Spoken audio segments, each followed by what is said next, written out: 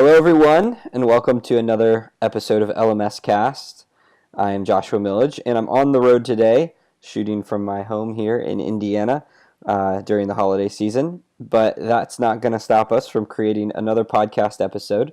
And today, we're going to do something a little different. I have been reading lots and lots of different articles from all over the web about e-learning and the LMS industry, and I found an incredible article by Chris Pappas, who is, I believe, the founder of elearningindustry.com.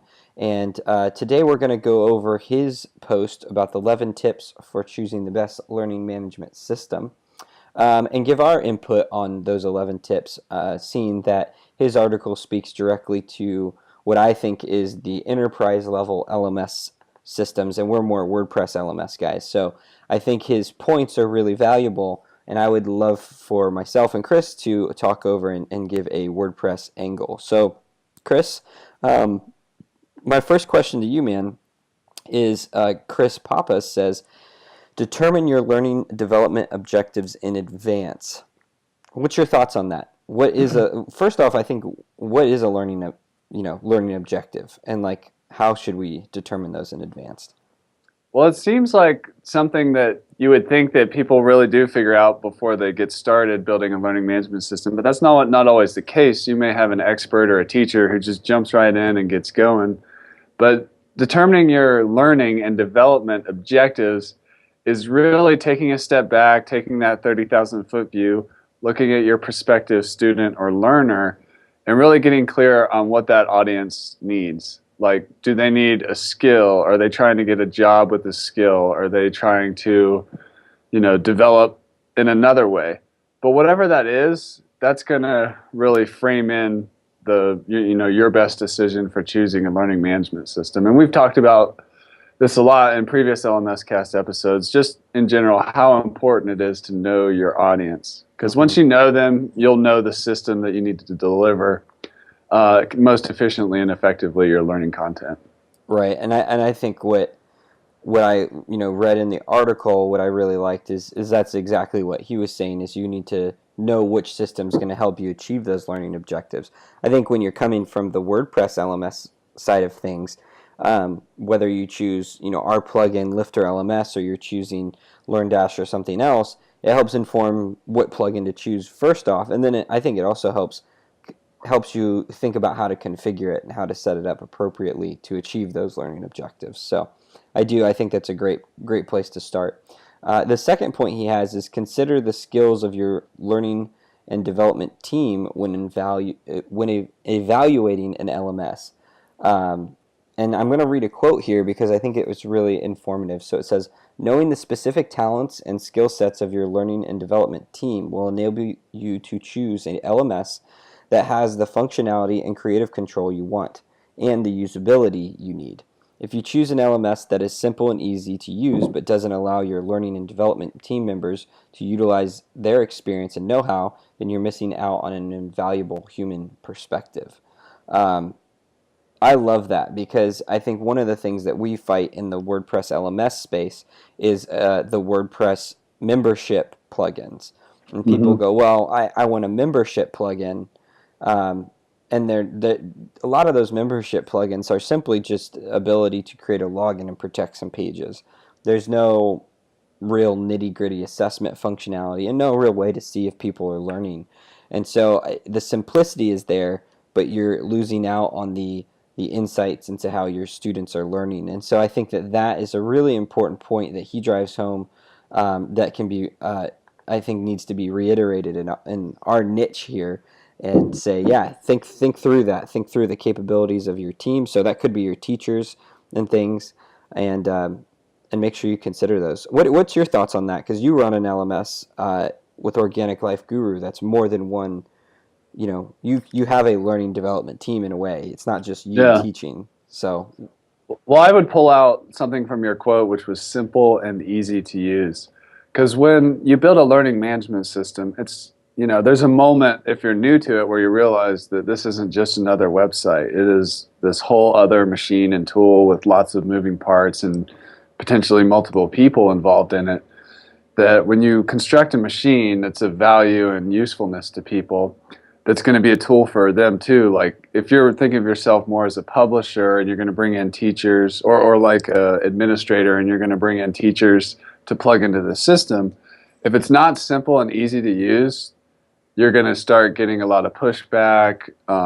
The teachers may not maximize their potential with the platform, and because they're just confused with the technology. So simple and easy to use is so important, and that's one of our key ethos at lifterLMS is we want a tool that anybody can pick up and get rolling with a learning management system built on top of WordPress, and extend out to whatever level and complexity they need to go to.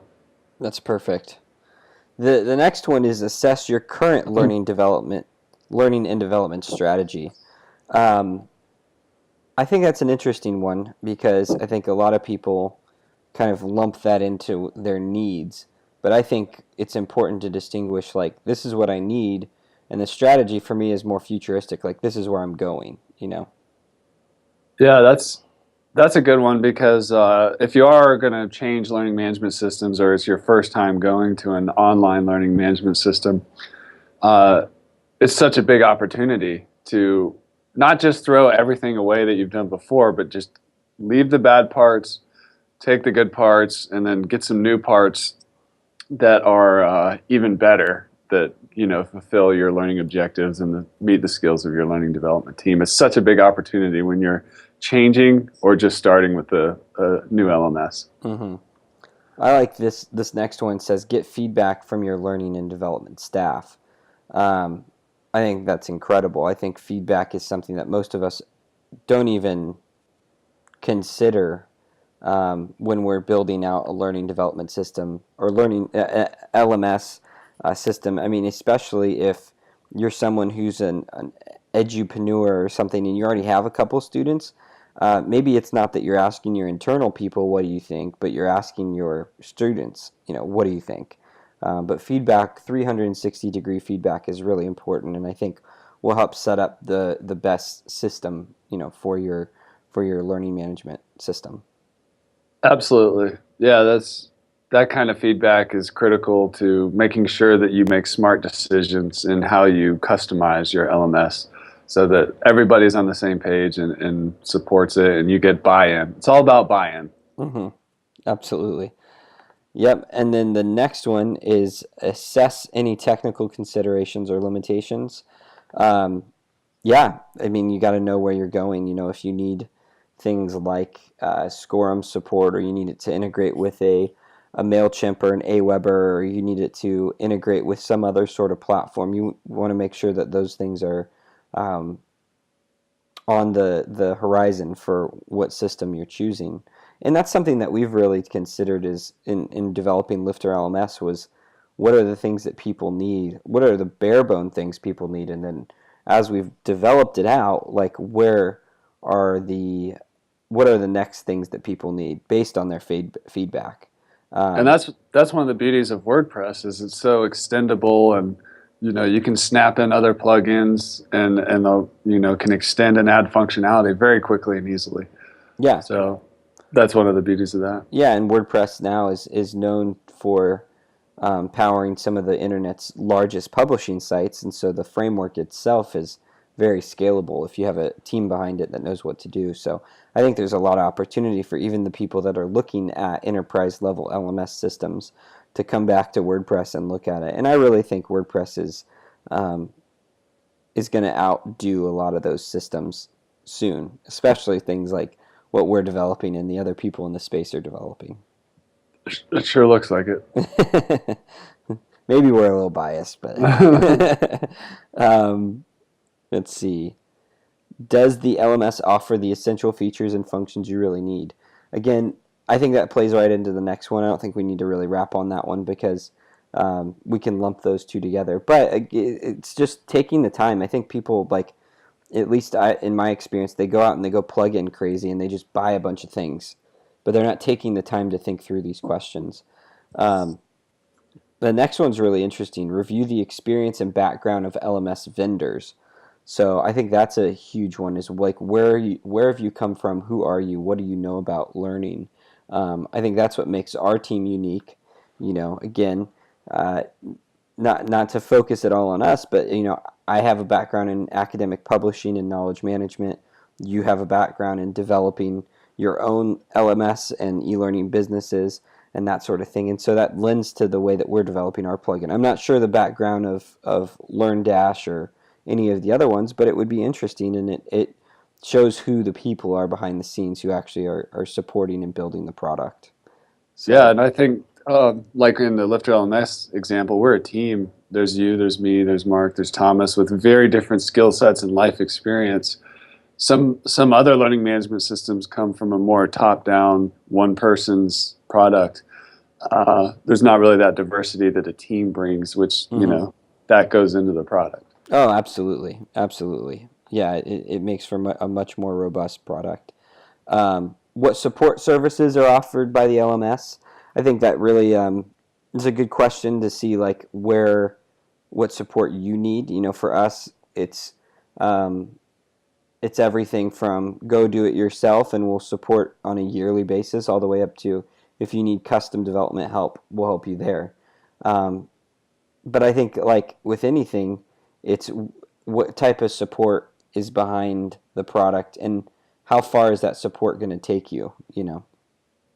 Yeah, absolutely. Support is critical. And I mean, I think we're a little fanatical about support, in the Yeah. sense that, we have a support forum. You have our emails, you have a contact forum, we have a bi-weekly webinar right now with our customers where we offer mastermind presentations and live question and answers. Yeah. So and people just love it, and they need it. And people need to be supported when they're building a learning management system. And it's when you choose it, just definitely investigate what the company is offering in terms of support.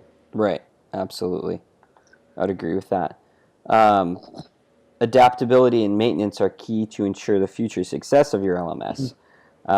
Again, it goes right back into the support, but I think that's the thing about the way that we look at it is it's a one-time fee and then it's a yearly service fee, and that's so that we can continue to adapt our plugin to the way that the WordPress um, core is being developed. And so I think it's really important to know that and know how we approach adaptability and maintenance. And it's cost effective. I mean, we're not charging that much money for that.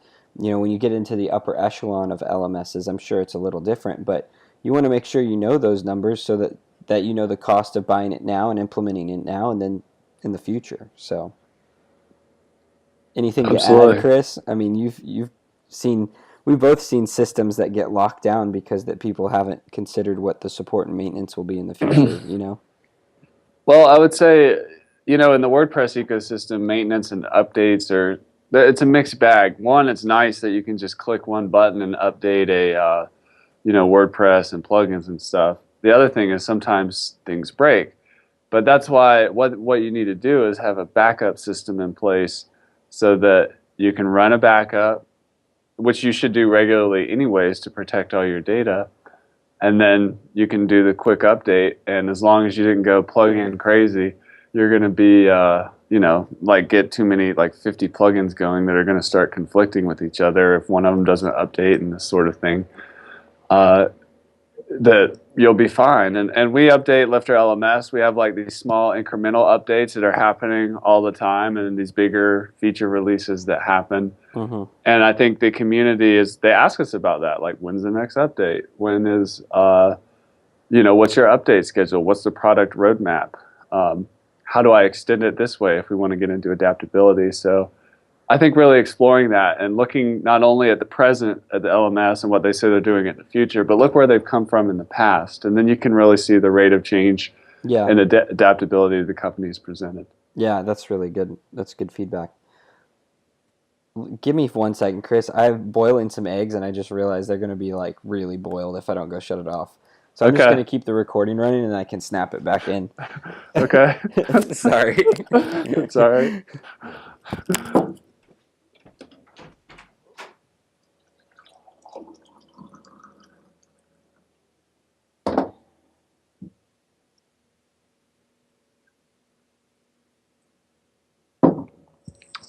Mhm.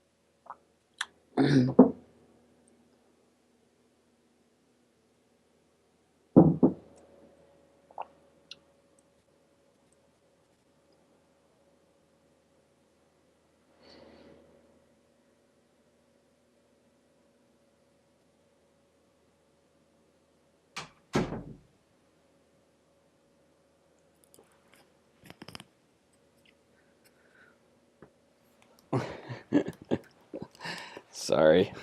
It's all good. I was like, I looked down and it's been 20 minutes. I'm like, oh boy. That's not good. That's not good. All right. And I think you're on 10. yeah. Let me go back and look at that. Cool. And number 10 is ask for a trial or demonstration. I can see how this would be really, really important in the larger enterprise LMS systems. I mean, that makes a lot of sense. Like, you want to get a walkthrough of how it's going to work. And in the WordPress LMS space, I think it's less of an issue because you usually, like us, we have a 30-day money-back guarantee. So you can actually download it and utilize it and work it into your system. And if it doesn't work, get your money back. So, but I do think it's important to like try before you buy, and that sort of thing. So Absolutely. It's like a car, it's a complicated machine. So because of that, you take it for a test drive.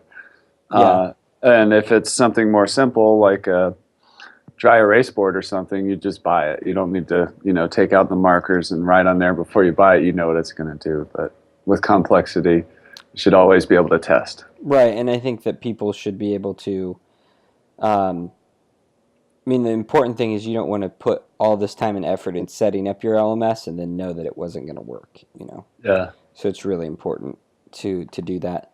Um, 11 is consider the data tracking capabilities of the LMS, and I think that's huge because the data.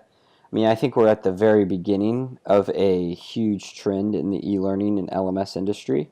And I think that having data associated with your student and being able to take that data with them is going to be so very important now and in the future. And so I think that understanding how data is stored and understanding the availability and the analytics behind the LMS is crucial.